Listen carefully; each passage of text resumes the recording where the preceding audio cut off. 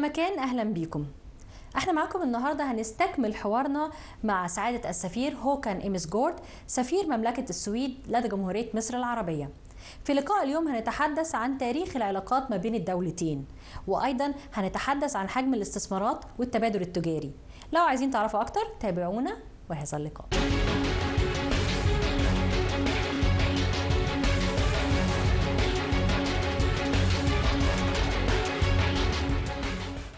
I started my career in the finance ministry.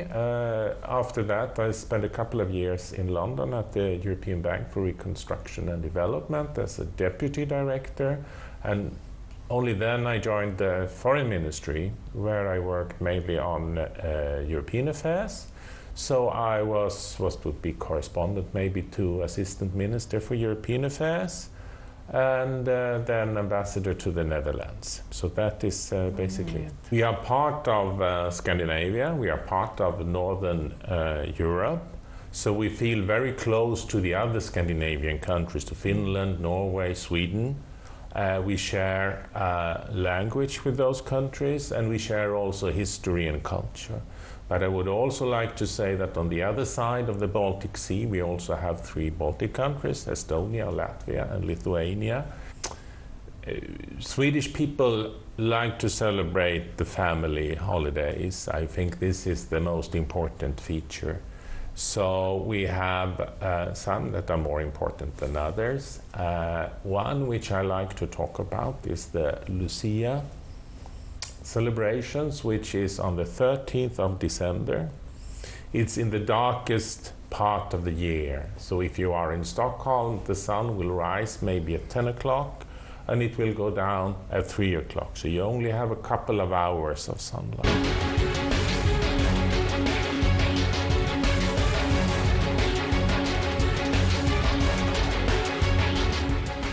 مشاهدينا في كل مكان، احنا معاكم النهارده بنستكمل حوارنا مع سعادة السفير هوكان إمسجورد سفير مملكة السويد لدى جمهورية مصر العربية.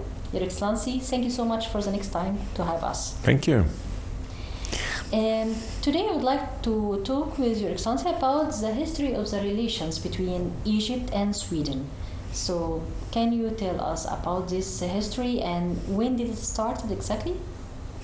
We have very close relations that goes a long way back in time, and I like to illustrate this by about the grandfather to our present king. This was King Gustav, who was very interested in archaeology. So he of course came to Egypt to experience, and he actually founded the first Egyptian museum in Sweden. But what also happened was when he was here in 1905, he was invited to the wedding of the Khedive Abbas at the time. And there was a great dinner here, and at that dinner he actually met his first wife, a British princess called Margaret. And they actually got engaged in February 1905 here in Cairo. So we go back a long way together. So we have a history and memories also. Absolutely. I would like also to know about the cooperation between the two countries. Let's start with the cultural cooperation, because of the cultural cooperation is one of the main, let's say, main walls that builds a good relations between any country. And that's why cultural cooperation is so important for us at the Swedish Embassy. So we had, last year for instance, we had a theater company here with Egyptian director called إحدى, who set up a play in the most famous theater in Sweden. So he was designated to do this.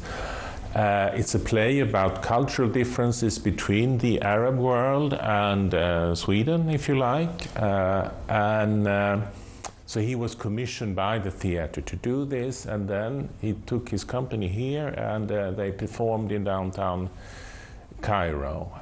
So that is one example. Another example is music, where we have a band called Taraband with Swedish Egyptian, Iraqi lead singer. Her mother was from Egypt, her father from Iraq, and she lives in Sweden now.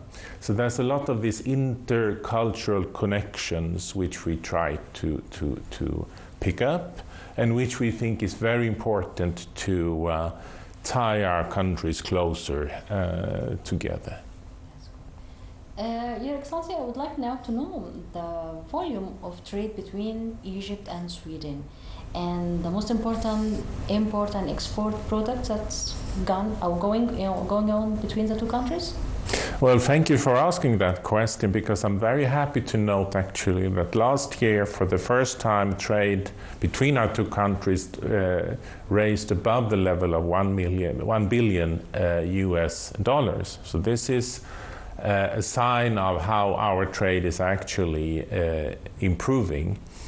We trade in many products. The Swedish export is mainly in technical equipment, in areas such as healthcare, telecom, electricity, things like that. What we would like to see is, of course, that also export from Egypt to Sweden would increase. There is now some in agricultural products, in textile products, but there are potential for much more. One thing which I would like to point out is also that the Swedish companies that are active and are producing here in Egypt, they are also exporting from Egypt. We have examples of this in the automotive industry, for instance. We have also in the area of household appliances, where we have production here exporting to Europe or to the world market. So the Swedish companies and Swedish business are contributing to the Egyptian society and economy in many different ways. So what I can get from this talk, that also the Swedish investment here in Egypt in the field of technology and automotive, for instance, yeah. Do you have any aims for a new investment? I think there are very good opportunities now when the Egyptian government has taken important decisions regarding their currency, for instance. There is a lot of opportunities for what we call nearshoring, meaning production in Egypt for export mainly to the European markets. And I think what we have seen in the automotive industry is a very good example. I think we can see it also. We'll see it in the textile sector, in the healthcare sector, and in many other areas. This is on the top of our agenda for the coming year. You mentioned that one of the main tradings between the two countries was in the field of agriculture. This takes me to another question about the cooperation between Egypt and Sweden kingdom in the field of agriculture, and especially in the field of agriculture research. Is there any cooperation in this field? I think we have a great potential for is more exchange in the academic area in general. We have very good cooperation now between the Royal Institute of Technology and the Pharos University in Alexandria.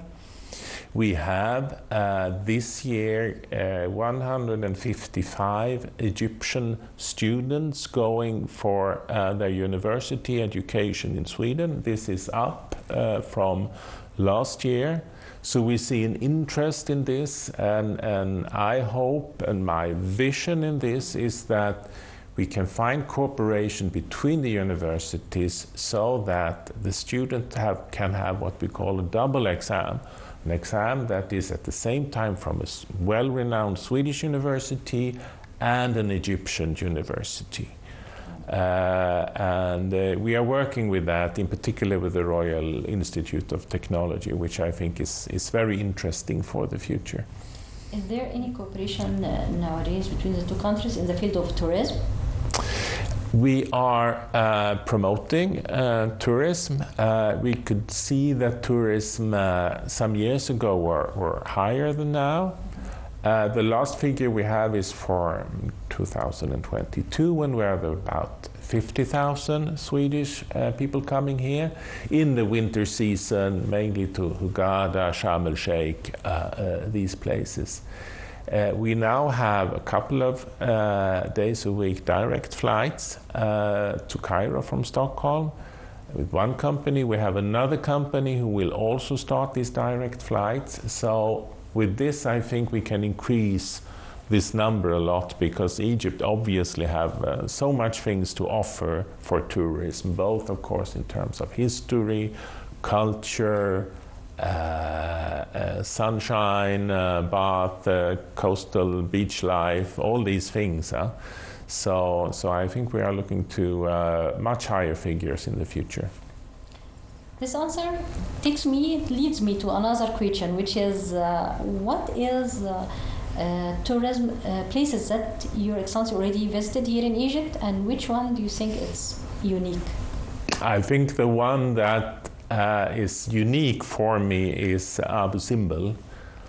And there is a particular reason for that, because as you know, when the Great Dam was built, Abu Simbel, the temple was moved up to higher ground. And this was done with the help of a Swedish engineering firm who came up with the idea how to do this, to cut it in pieces, lift it up, put it together, and construct this artificial mountain on top of all of it. And I see this as a fine example of our close relations with each other, but also a fine example of our engineering tradition in Sweden, that we can contribute to many things, including this very important cultural project that it was at the time. Because to remove this temple, you had to remove it and have the same concept of the temple, the same thing happen, which is the sunrise on Ramses II on the two time zone in his exactly, which was exactly. Very hard and really was a great show. Yeah, so every time I go there, and I've been there 3 times now during my visit, I'm equally amazed by how this could be done, and of course a little bit proud also of the. This is an area where Egypt is making very important reforms at the moment, including the general healthcare insurance system, which is a very impressive program that you're having. And I think with our experience from the health sector and many companies we have in this sector, we can assist Egypt.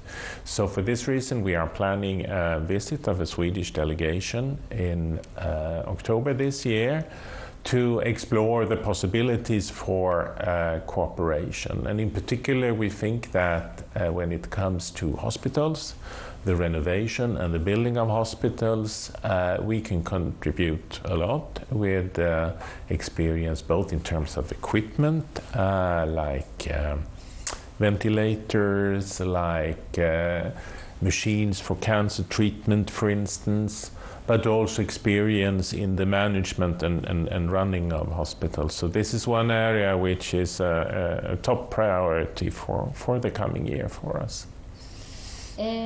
Your Excellency, have you been to the new capital of Egypt? Absolutely, many times. And you intend to have a branch of the Swedish embassy over there? Of course, we will move there when the circumstances are good for that. We see today it's still work going on. The government has just recently, a couple of months ago, moved there, so we are following this. And eventually we will, of course, have both an embassy and a residence in the new capital. And what about the Great Museum? Have you been to it? I have been to the new museum many times. We are eagerly expecting the opening of the museum. And I hope that on that occasion we will have a high-level visit also from Sweden, giving our long tradition and interest in cooperation in the area of archaeology. At the present time, we have an important Swedish Egyptian mission working in Jebel el-Silsila. They have been there now for 10 years. They're doing great work, a work that is also very well known in Sweden. There has been television programs and so about it, and it's one of the important things I think that connects our countries together. So this opening we are very much looking forward to. Finally, I would like to ask you something about the Swedish cuisine and its famous dishes, and then we will talk about the Egyptian cuisine and what is your favorite dish. Yeah. The Swedish cuisine takes as a point of departure that we all live very close to nature in Sweden. So we like to have natural products from the forest, from what we grow in the fields. We eat a lot of fish, we eat a lot of herring. Herring comes in Sweden in how many different flavors that you would like, and it's something that we use for our big feasts in the Christmas, Easter, Midsummer, so on and so forth. We also have perhaps more exotic products, such as reindeer meat. Reindeers are living in the far north of the country, where they are traditionally herded by the Sami population, which is an important minority group in Sweden. And it's something that we cherish a lot. When we are talking about food, I would like to mention another Swedish speciality, which we call fika. And this means that we have a cup of coffee and something to go with the coffee. Something sweet. Something sweet. Like a cinnamon bun or these traditional things. We drink a lot of coffee, but it's not just the coffee drinking and the thing. It's a social way to gather, to talk about things, but it's also a way of sorting out problems. So in the workplace, if we have something difficult, we usually say, let's go and have a fika and let's talk about this. So this is how we deal with difficulties. How about the Egyptian cuisine? Did you try any of its dishes? I tried it. I have been living here for 3 years now. I enjoy my life in Egypt a lot. If you ask me what's my favorite dish is, I would say that omali is something that I appreciate a lot, but that I also have to be a little bit careful, because if I eat too much, I will grow too much, I'm afraid. Your Excellency, I would like to thank you so much for the 2 interviews that we were able to make with you, and for the whole information that you shared with us. Thank you very much. It was really a pleasure for me to take part in this. Thank you. مشاهدينا في كل مكان، بكده انتهى لقائنا مع سعادة السفير. هو كان إمسجورد سفير مملكة السويد لدى جمهورية مصر العربية. تحدثنا في لقائنا الثاني عن العلاقات المصرية السويدية. نتمنى أن يكون اللقاء بأفادكم. أشوفكم على خير وإلى اللقاء.